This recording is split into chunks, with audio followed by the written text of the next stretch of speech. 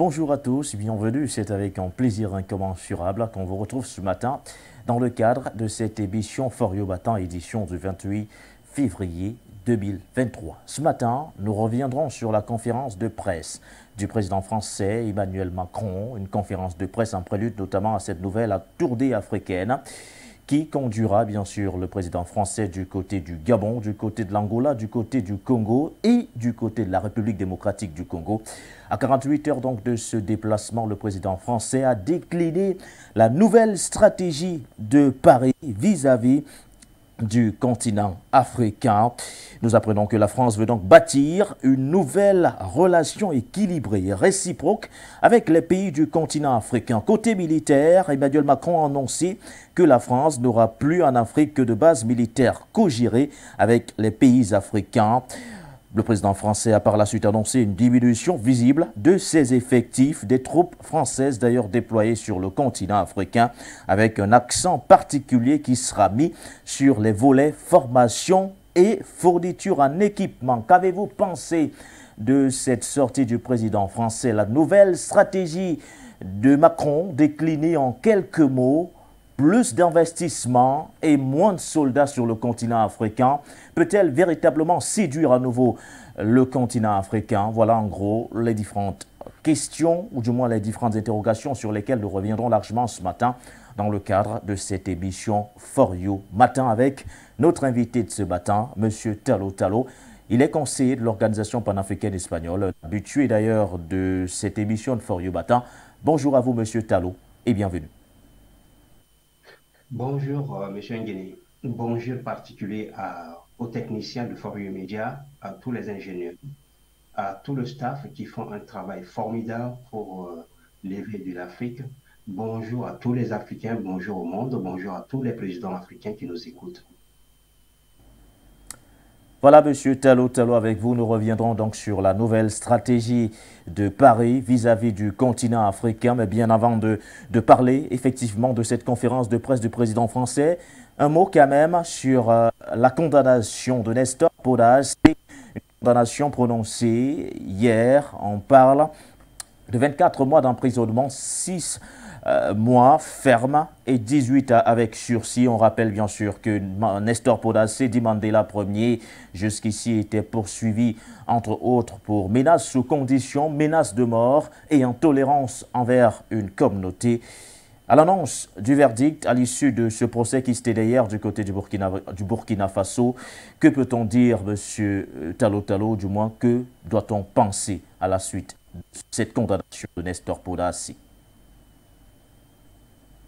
De Nestor Podhazi s'est tenu dans des conditions un peu particulières parce que moi particulièrement, j'ai suivi même étant en Occident, en Europe ici, j'ai suivi grâce à certains de nos frères et sœurs panafricanistes qui se sont déplacés pour aller soutenir notre frère au tribunal. Premièrement, à la veille, ils ont appris que le procès devait avoir lieu à 8 heures. Mais quand ils ont recherché, ils ont vu que en fait, le procès a été programmé pour démarrer à 7h30. C'est-à-dire que, est-ce qu'on se dit, est-ce qu'il y avait une politique derrière pour faire en sorte que les soutiens de Podhazi ne soient pas là? On se pose la question.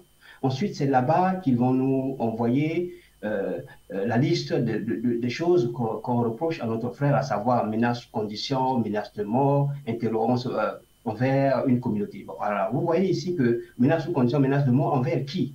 Et intolérance envers quelle communauté? Tout ça, c'est imprécis. Alors, ils nous disent que lorsque le procès a commencé, alors bien évidemment, les juges et le procureur se sont accablés sur notre frère avec des audios qu'ils ont sortis, même des audios d'octobre 2022, même bien avant.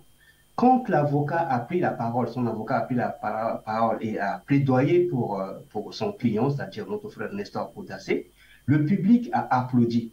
Et dès que le public a applaudi, le juge a demandé à ce qu'on puisse expulser le public sans de prévenir pour leur dire que, écoutez, ici, ce n'est pas, par exemple, une salle de spectacle, mais la prochaine fois, ne faites pas du bruit. Donc, le public, du coup, a pensé que ce serait une politique, c'est-à-dire qu'on n'avait pas voulu que ce procès qui est normalement un procès public puisse se dérouler en présence des gens qui sont venus les soutiens pour savoir ce qui se passe. Donc, on a expulsé tous ces gens du tribunal. Et donc, après, on a vu ce qui a été dans 24 mois d'emprisonnement, 6 mois, et puis ce que vous venez de dire, était 15 jours. Alors, Talo. mais ce qu'on a c'est que, oui, Les dés étaient pipés d'avance?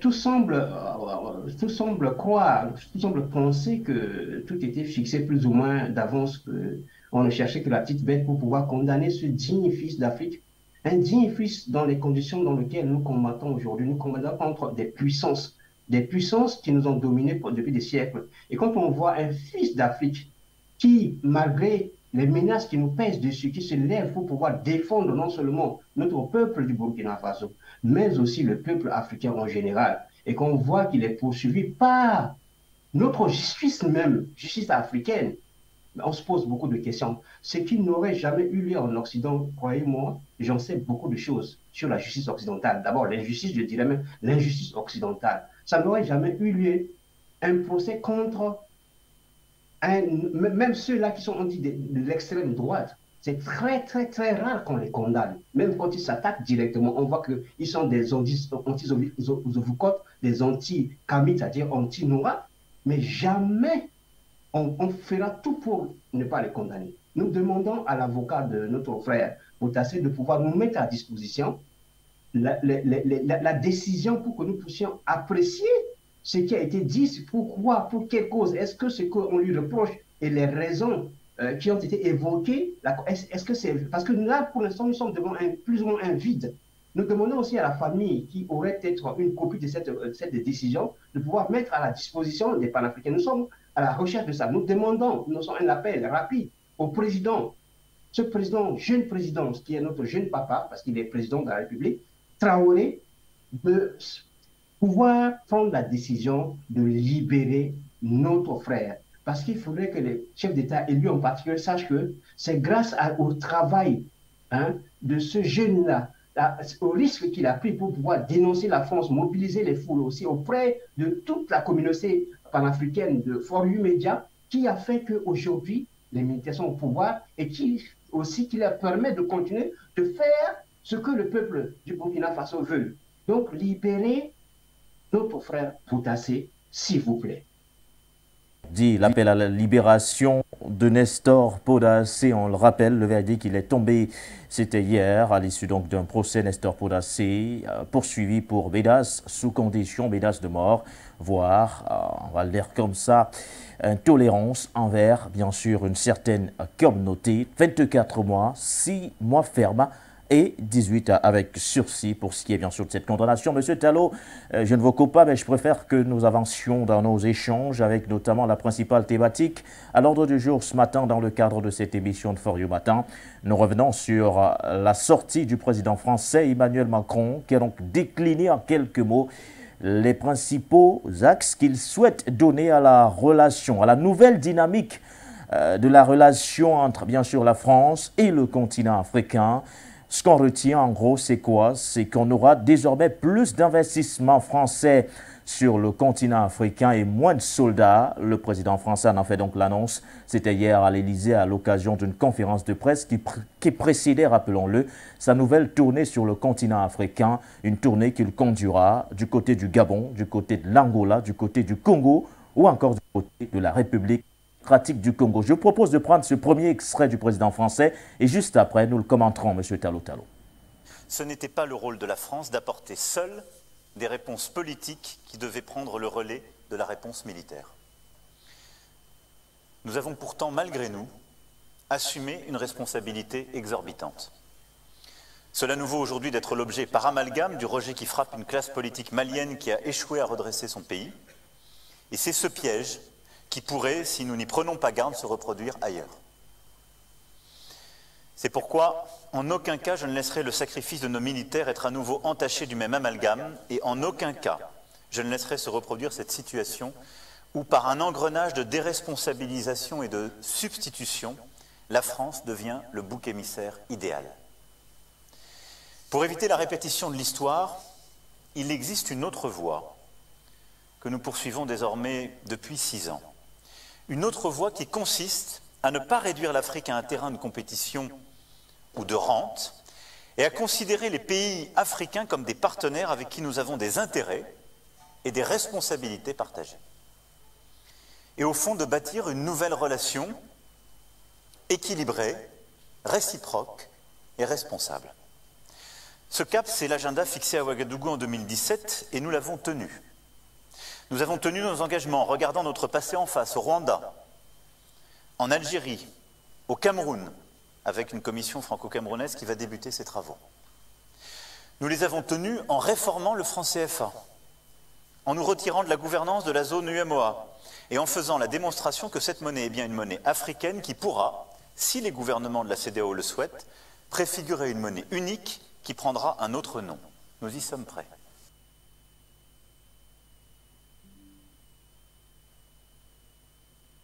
La réaction du président français Emmanuel Macron, quelques mots quand même à retenir à l'issue de cette première sortie. Le président français, M. Talot, qui présente la France comme étant le bouc émissaire parfait au regard bien sûr de la situation qui prévaut actuellement sur le continent africain. Par la suite, il a parlé notamment du franc CFA.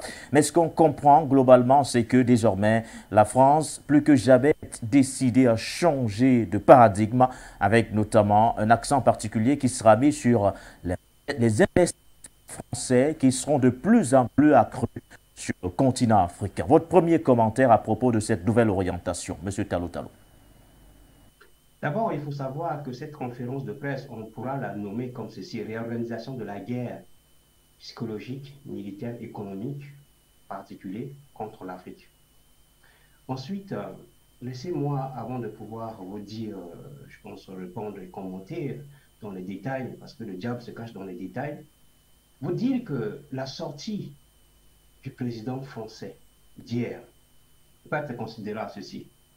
Vous êtes, vous, M. Nguéné, un père de famille. Vous avez votre famille. Moi, je suis un autre père de famille. J'aime aussi ma famille.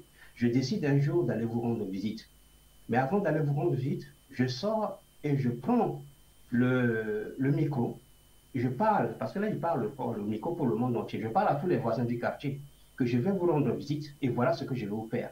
Je vais vous éduquer. Je vais vous donner, vous développer. Je vais donner l'argent à votre femme pour aller faire le marché. Je vais inscrire vos enfants à l'école. Je vais faire ceci, je vais faire cela, je vais faire ceci. Est-ce que vous, M. Nguéné, vous êtes d'accord avec moi qu'il s'agit de vous humilier si j'agis comme ça envers vous, hein, en allant vous voir à la veille et j'annonce devant tout le monde. Je suis en train de vous humilier. Vous, en tant qu'être humain, hein, avec votre honneur, votre dignité, qu'est-ce que ça va vous frustrer. Vous allez même déclarer, même si vous n'avez rien, vous allez vous lever pour déclarer, pour dire que vous ne voulez plus de cette visite-là, que je reste là où je suis. C'est ça la réaction normale que vous allez faire en tant qu'être humain.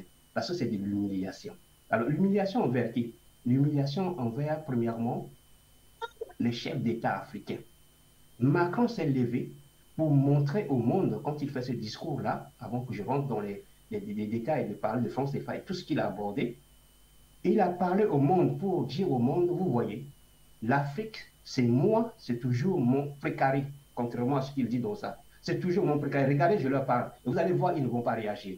Et jusqu'à présent, est-ce qu'il y a eu un chef d'État africain qui a réagi?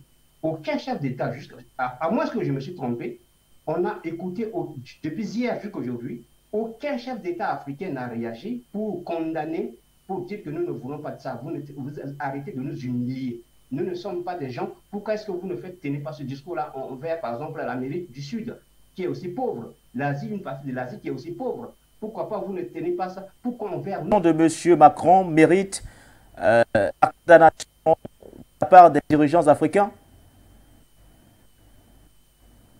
Est-ce que vous pouvez... Là, ça a coupé, je ne vous ai pas... Puisque vous avez parlé de condamnation, on se demande si vous pensez véritablement que la sortie du président français Emmanuel Macron mérite aujourd'hui une éventuelle, ou du moins des éventuelles condamnations de la part des chefs d'État africains. Ça mérite plus que ça. Normalement, le chef d'État africain devait, c'est quoi le terme diplomatique là, interpeller ou appeler les diplomates, les ambassadeurs français qui sont dans leur pays, ou alors vraiment prendre une décision radicale pour les mettre dehors. Je vous dis, ceci est très important. Nous avons commis une erreur avec les États-Unis récemment. Et cette erreur-là, ça se recommence. Les États-Unis ont voté une loi pour condamner tous les États africains qui oseraient, ou tous les Africains, même nous là qui parlons, qui oseraient favoriser l'installation de la Russie en Afrique.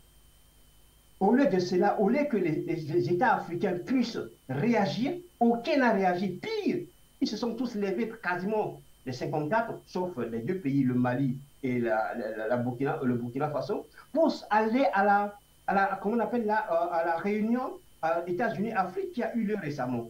La suite, c'est quoi? Les États-Unis ont vu que ils sont devant des faibles. Excusez-moi du terme, hein, mais papa président, grand frère président, ils sont devant des gens qui peuvent manipuler. Du coup, ils ont donné ce mémorandum là à la République africaine. Vous voyez, c'est très important. Maintenant, je continue maintenant. Je rentre dans les détails de ce qui... essayons de maintenant commenter ce qu'il a dit. Premièrement, moi j'ai écouté ça de bout en bout hier. Il a commencé par rendre hommage aux militaires français. Hein? Il rend hommage à la mémoire des soldats français tombés au Mali et au Sahel. Et aussi à la mémoire des alliés. Qui dit alliés? Les alliés, c'est quoi? C'est les Occidentaux qui l'avaient amené pour pouvoir détruire l'Afrique. Monsieur Nguéné, il a tout à fait raison de rendre hommage seulement à la mémoire. Parce que quand vous êtes en guerre avec quelqu'un, vous n'allez pas rendre hommage aux militaires de la partie qui sont tombés, aux militaires, aux soldats de l'armée ennemie qui sont tombés. Cela veut dire quoi? Macron, en rendant hommage hier aux forces armées françaises et à leurs alliés, montre et confirme que le Mali, les Maliens et l'armée malienne. Oui. Votre micro, monsieur Talo, il est désactivé.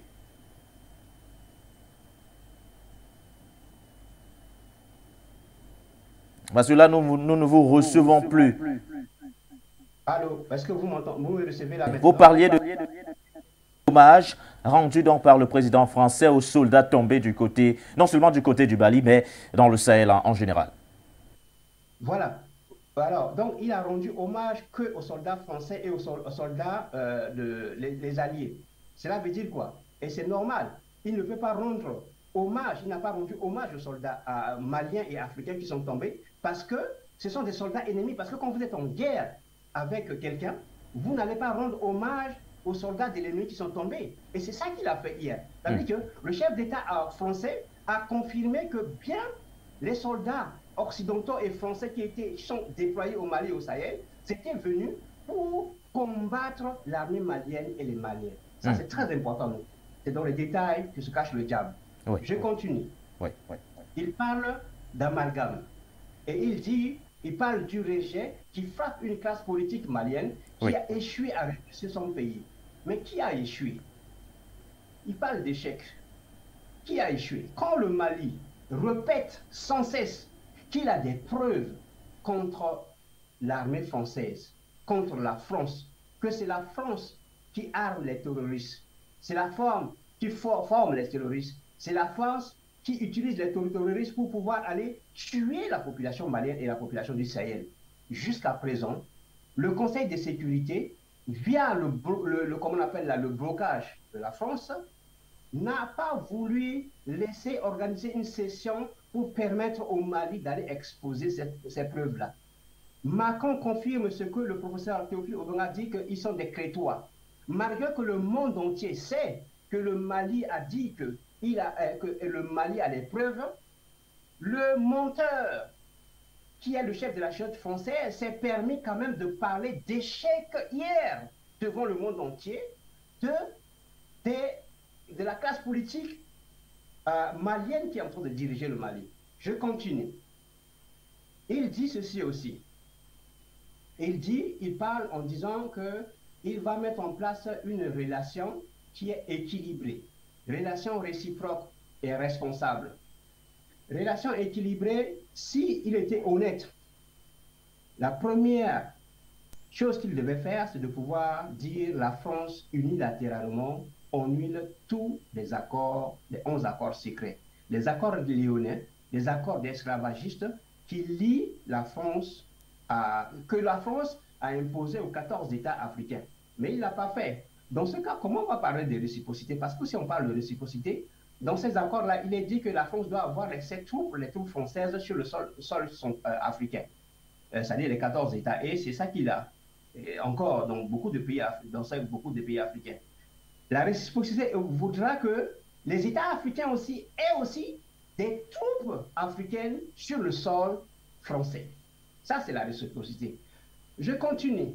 La réciprocité veut dire aussi, je prends le cas du Mali que nous avons visité récemment, nous avons appris là-bas que le Mali a une banque en France, mais la France a imposé à cette banque-là que seuls les Maliens qui vivent en France peuvent pouvoir ouvrir un compte dans cette banque. Seuls les Maliens. Réciprocité voudrait aussi que le Mali puisse aussi demander aux banques qui sont affiliées à la France ou la France a des actions au Mali, puissent dire aussi que seuls les Français qui vivent au Mali peuvent ouvrir leur compte dans ces banques-là. Vous me suivez, n'est-ce pas? Vous continuez, je continue. Il parle du franc CFA dans sa déclaration. Il dit hier qu'il y a eu, la France a fait le retrait, s'est retirée de la gouvernance de la zone UE. Mais qu'est-ce que c'est que le retrait de la gouvernance de la France? C'est une goutte d'eau dans la mer.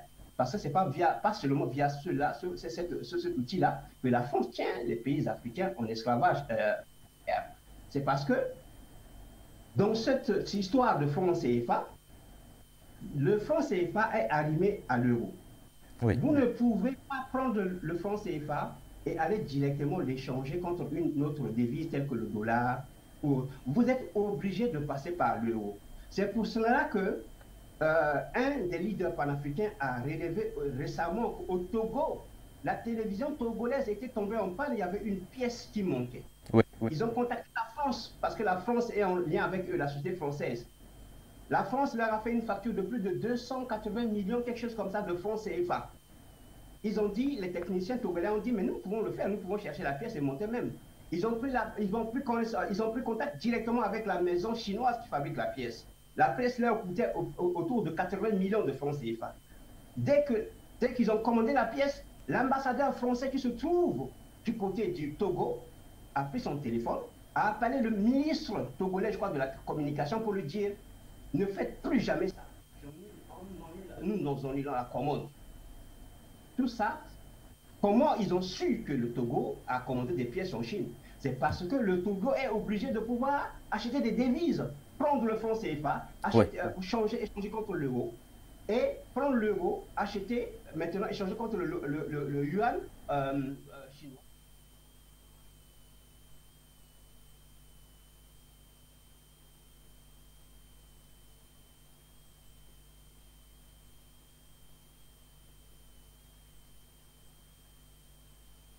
Psychologie économique que la France est en train de réorganiser contre l'Afrique.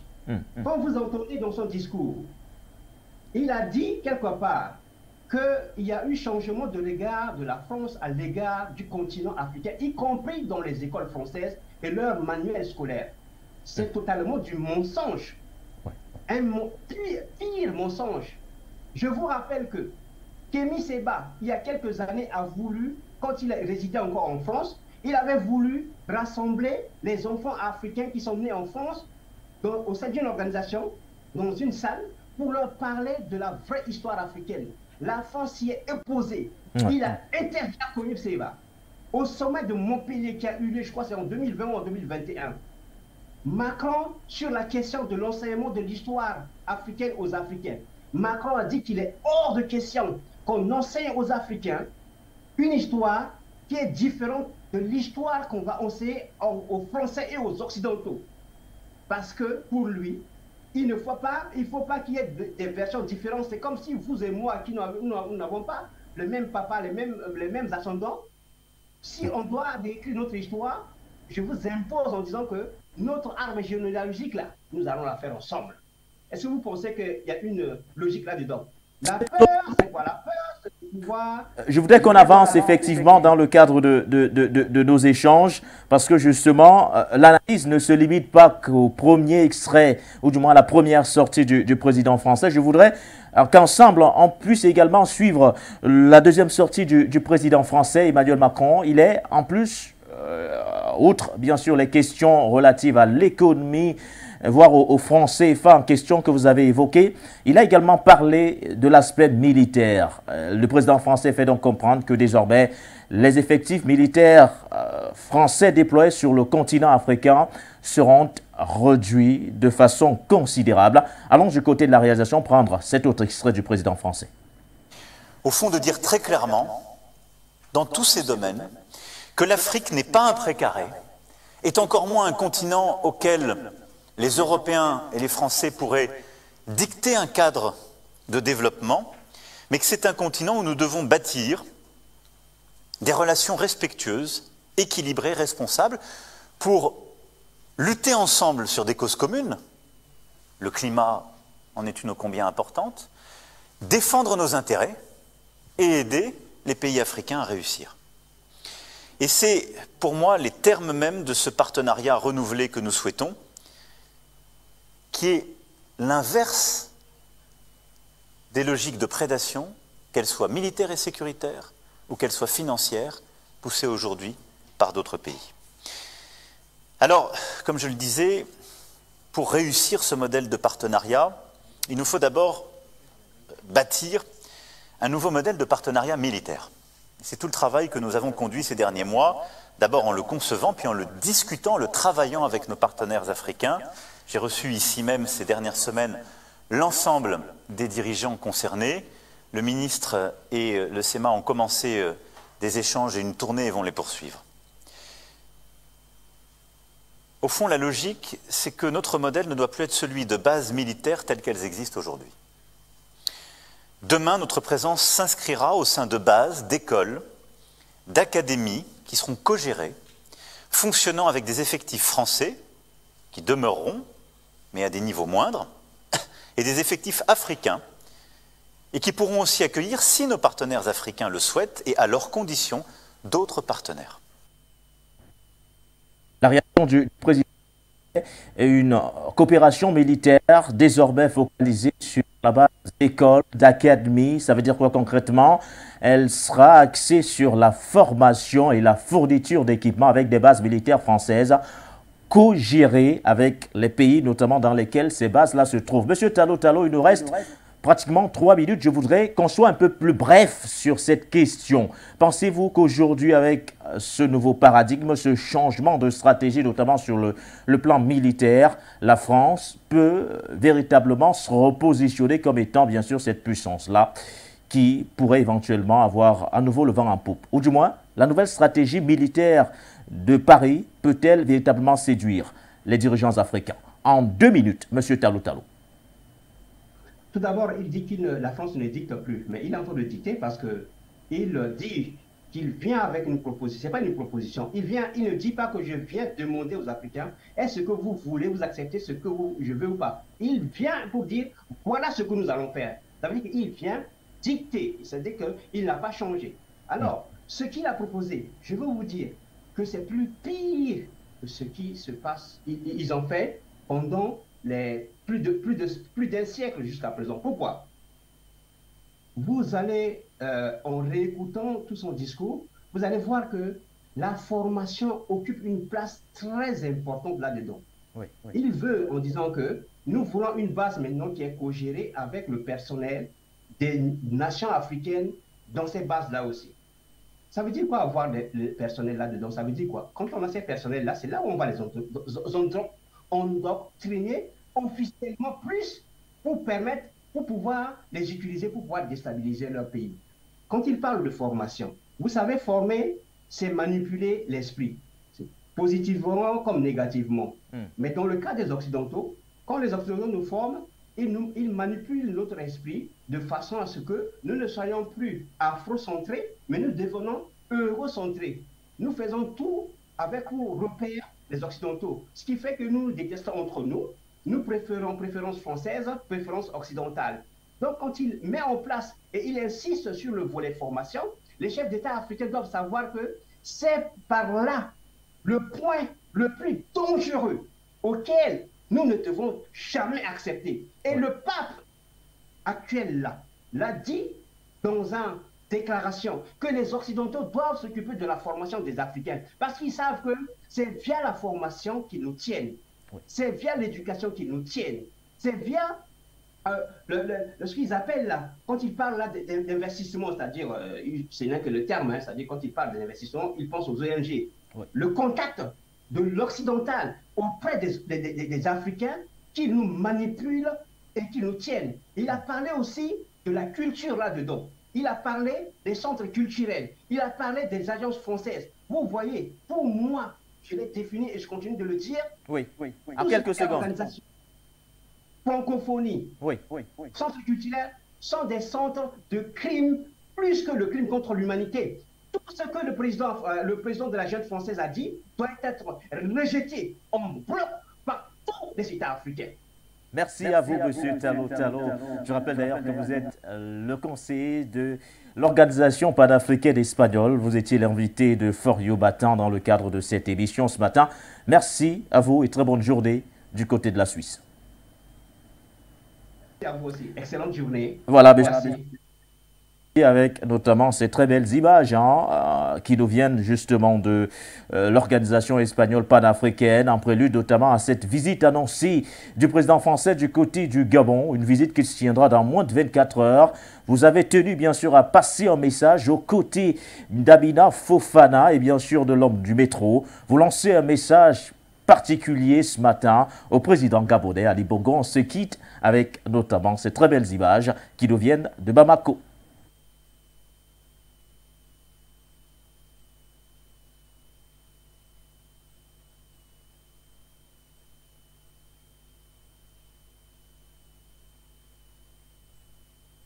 Entendu que le maître blanc, le colon, l'impérialiste, Emmanuel Macron veut faire une visite dans la plantation du Gabon où il a imposé une marionnette Bongo qui a tué les Gabonais en 2016. Emmanuel Macron ne veut pas comprendre que le peuple africain l'a vomi partout et que ceux qui ne parlent pas parce qu'ils sont simplement bâillonnés au nom de nos ancêtres que les colons ont tué, que la France-Afrique a tué, au nom de Thomas Sankara, au nom de Sylvanus Olympio du Togo, au nom de Barthélemy Boganda, au nom de Isidore Noël Thomas Sankara, Francis Nkwame Nkrumah, nous rejetons cette visite-là, nous la refusons et nous appelons le peuple gabonais, comme en 1964, qui s'est levé pour enlever la marionnette qui était Léon Mba, de se lever et de faire partir Emmanuel Macron et son régime marionnette qui est à la tête du Gabon. Voilà le message que nous donnons avec toute force, avec toute énergie au peuple gabonais. Nous disons non à la visite d'Emmanuel Macron. Merci. Bonsoir à tout le monde panafricain, à mes frères, sœurs et frères. Donc, l'heure aujourd'hui est à la libération de l'Afrique. Vous avez vu l'exemple que nous avons démontré avec détermination au Mali. Le même exemple a été démontré avec beaucoup de ferveur au Burkina Faso. Donc, soutenons tout le digne peuple, le brave peuple gabonais qui veut se lever contre le colon, qui veut jouer une fois encore, qui veut piétiner la dignité de l'homme noir, la dignité de l'homme africain, surtout la dignité de l'homme gabonais. Vous avez le souvenir que lorsque cet impérialiste d'Emmanuel Macron a essayé de s'auto-inviter au Mali, son invitation a été rejetée par le digne président patriote Assimi Goïta. Il faut que Emmanuel Macron sache que le Gabon c'est l'Afrique, comme le Mali c'est l'Afrique. Et ces présidents marionnettes qui n'ont pas encore compris que les peuples sont soudés, voici un exemple qu'il n'y a pas de différence entre nous les peuples et qu'on va soutenir tous les 10 présidents qui auront le courage de s'affranchir des impérialistes.